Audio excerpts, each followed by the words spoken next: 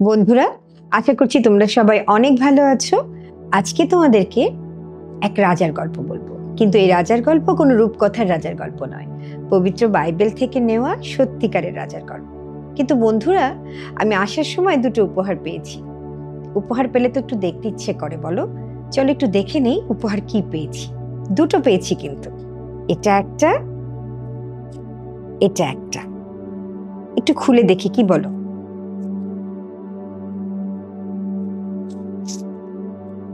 ও মা, কি সুন্দর বলো!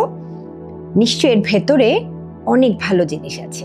আমার কিন্তু খুলে দেখতে ইচ্ছে করছে, আমি একটু খুলে দেখি। এ মা, এগুলো কি? বাইরে থেকে দেখতে কি সুন্দর, কিন্তু ভেতরে কিচ্ছু নেই। মনটাই খারাপ হয়ে গেল। ঠিক আছে, আরেকটা আছে, ওটা একটু দেখি।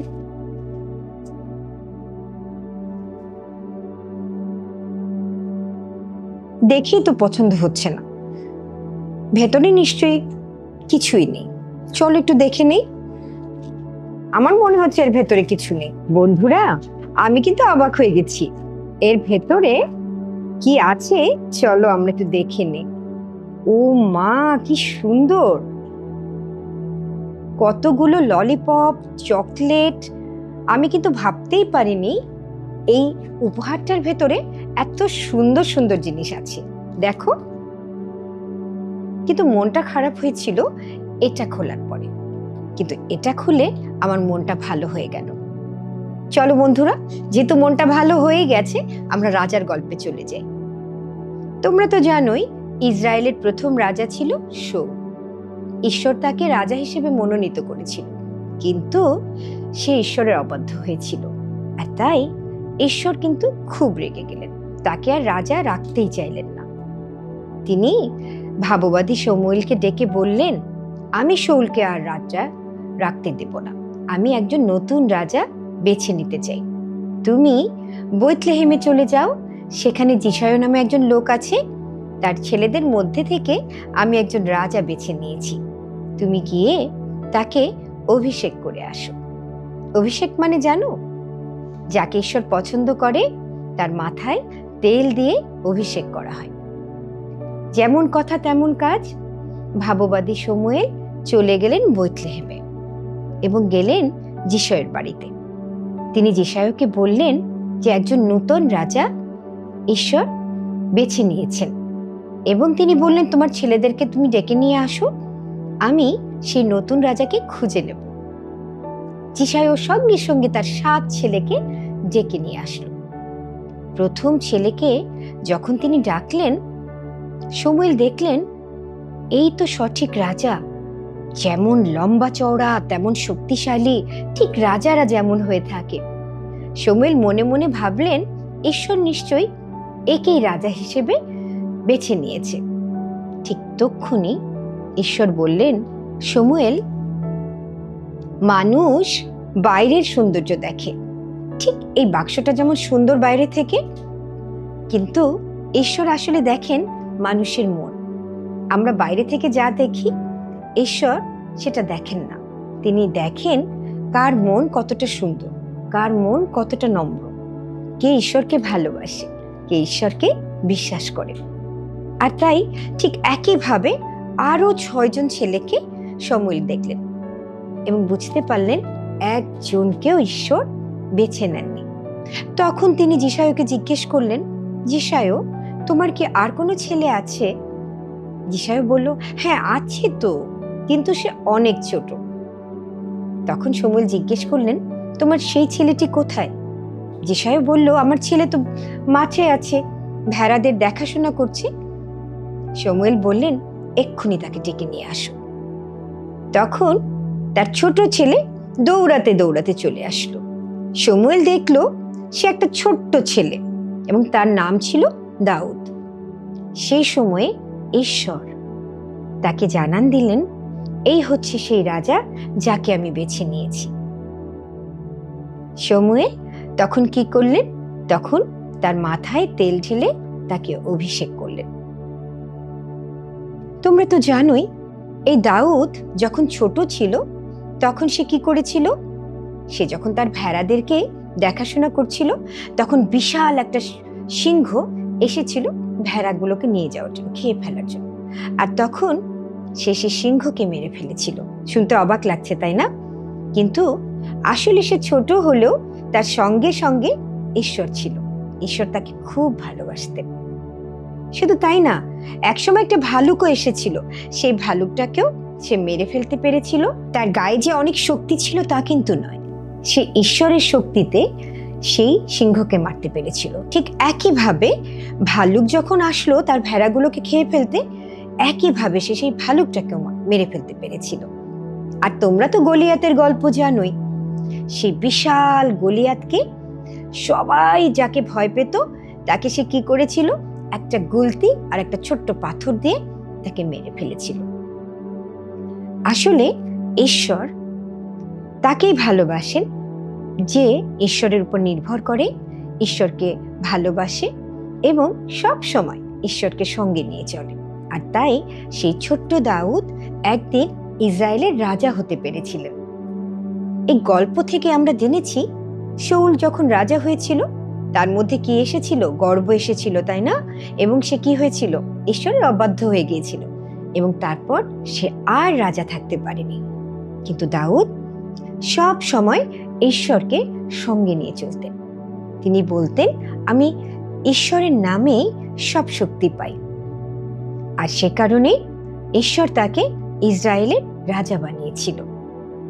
তোমরাও কিন্তু কথা মনে রাখবে, তোমরা হয়তো অনেক ছোট এখন, কিন্তু সব সময় যদি ঈশ্বরকে ভালোবাসো, তার সঙ্গে সঙ্গে থাকো, তিনিও কিন্তু তোমাদেরকে অনেক বড় বড় কাজ করতে সাহায্য করবেন। কিন্তু একটা বিষয় কিন্তু ভুলে যাবে না, আর তা হচ্ছে বাইরের থেকে যেটা দেখতে খুব সুন্দর, সেটা যে ভিতরে সুন্দর তা কিন্তু নয়। ঈশ্বর আমাদের বাইরের সৌন্দর্য দেখেন না। আমরা দেখতে কত সুন্দর, আমরা কত সুন্দর পোশাক পরেছি, আমাদের কত শক্তি আছে, এই বিষয়গুলো ঈশ্বর ভাবেন না। ঈশ্বর দেখতে চান আমাদের মনের ভেতরে আসলে কত সুন্দর। ঠিক এই ক্যান্ডিগুলোর মতো আমরা ঈশ্বরকে ভালোবাসি কিনা, ঈশ্বরকে সাথে সাথে রাখি কিনা এবং ঈশ্বরকে নিয়ে সবকিছু করি কিনা। আর যখন আমরা ঈশ্বরকে নিয়ে আমাদের সাথে রেখে সবকিছু করব, তখন কিন্তু আমরা অনেক বড় বড় কাজ করতে পারবো। তোমরা সবাই ভালো থেকো এবং আজকে আমরা যা শিখেছি সেই কথাটা আমরা মনে রাখবো এবং সেভাবে চলতে চেষ্টা করব। সবাই ভালো থেকো।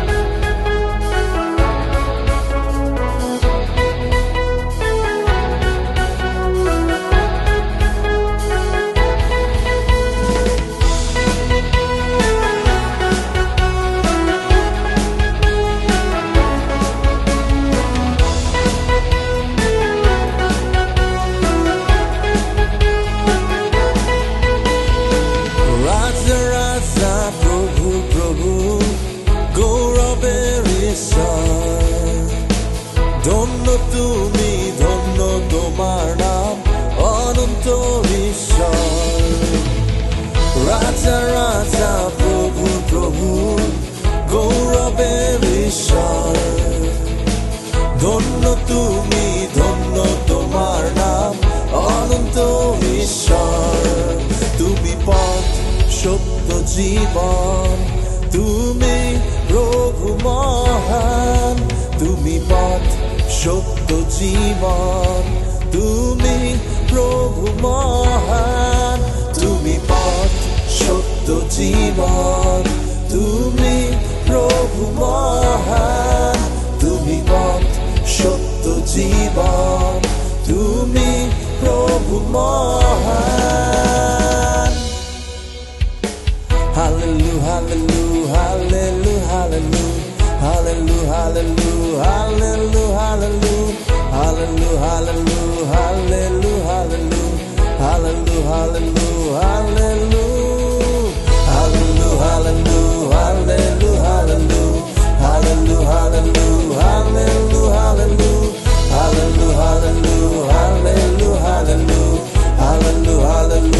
Amen.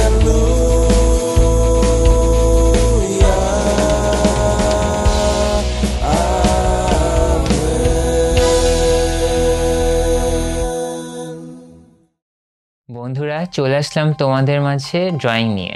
আজকে আমরা যে ড্রয়িংটা করব তা হচ্ছে ঈশ্বর তার কাজের জন্য আমাদের আহ্বান করেন। চলো তাহলে আমরা শুরু করি।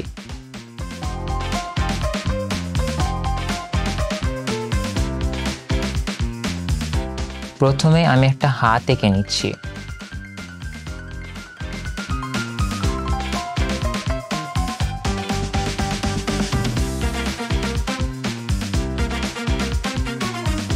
আমি উপরের সাইডেও আরেকটা হাত এঁকে নিচ্ছি।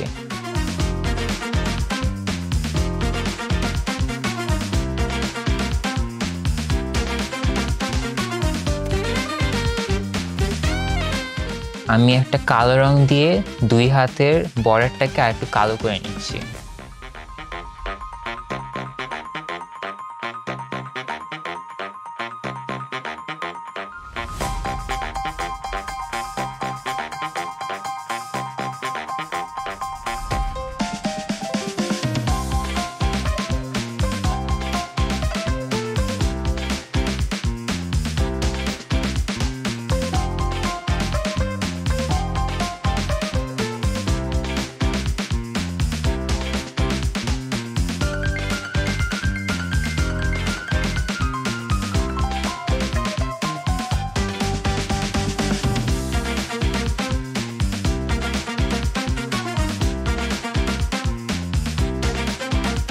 বন্ধুরা, এখন আমরা একটা ক্রুশ এঁকে নেব মাঝখানে।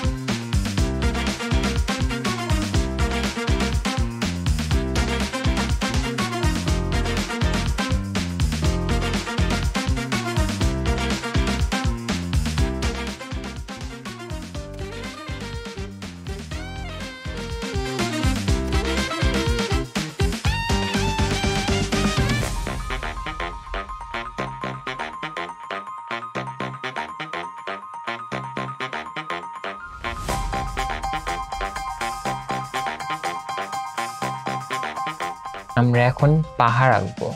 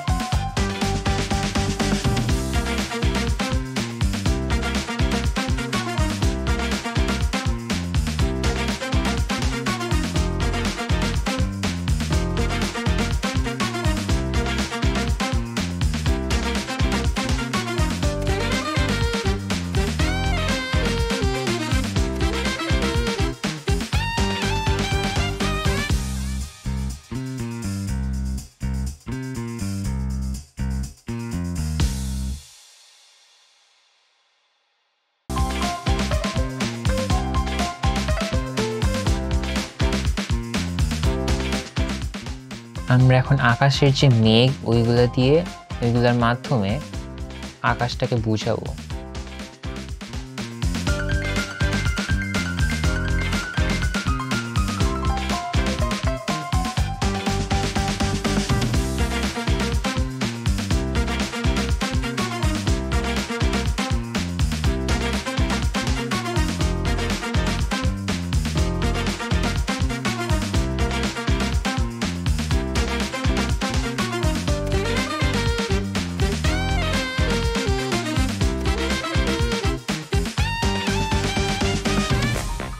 আমরা এখন আমাদের এই ক্রুশটাকে খয়েরি রং দিয়ে ভরাট করে দিতে পারি।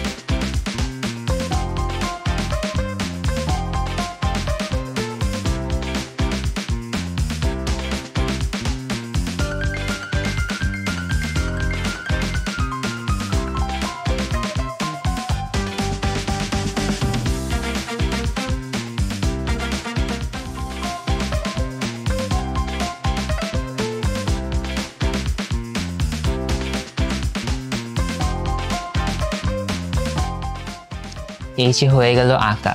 ঈশ্বর চান যেন আমরা সবাই আমাদের গুণ তার কাজের জন্য ব্যবহার করি।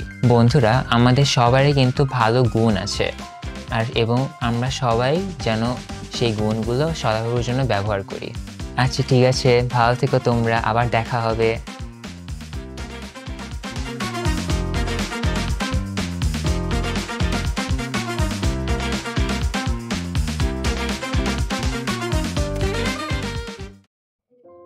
বন্ধুরা, আমরা ইসরায়েল জাতির প্রথম রাজা শাউল সম্পর্কে জেনেছি। ঈশ্বর তাকে নিযুক্ত করেছিলেন ইসরায়েল জাতিকে নেতৃত্ব দেওয়ার জন্য।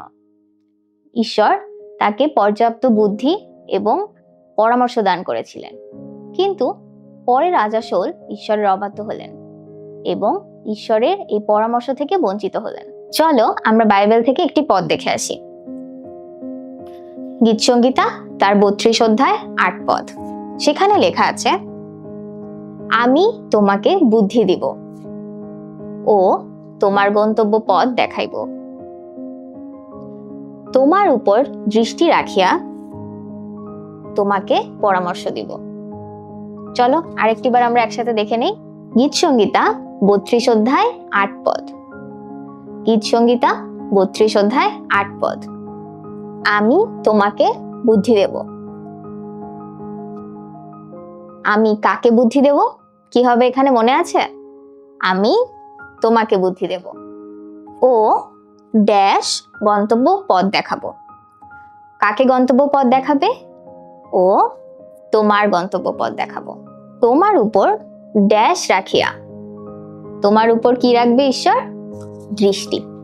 তোমার উপর দৃষ্টি রাখিয়া তোমাকে ড্যাশ দিব। কি দিবে ঈশ্বর?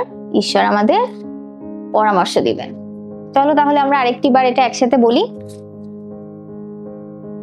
গীতসংহিতা 32 অধ্যায় 8 পদ। আমি তোমাকে বুদ্ধি দেব ও তোমার গন্তব্য পথ দেখাইব, তোমার উপর দৃষ্টি রাখিয়া তোমাকে পরামর্শ দিব। তাহলে আমরা কি শিখতে পারলাম? যে আমরা যদি ঈশ্বরের কাছে পরামর্শ চেয়ে প্রার্থনা করি, তাহলে ঈশ্বর আমাদের প্রার্থনার উত্তর দিবেন। আমাদের কিভাবে চলা উচিত সে অনুযায়ী তিনি আমাদের পরিচালনা দান করবেন। বন্ধুরা, তাহলে তোমরাও ঈশ্বরের কাছে এভাবেই পরিচালনা চাবে। কিভাবে কোন কাজ করতে হবে ঈশ্বরের কাছে সে প্রার্থনা করবে। ভালো থেকো বন্ধুরা।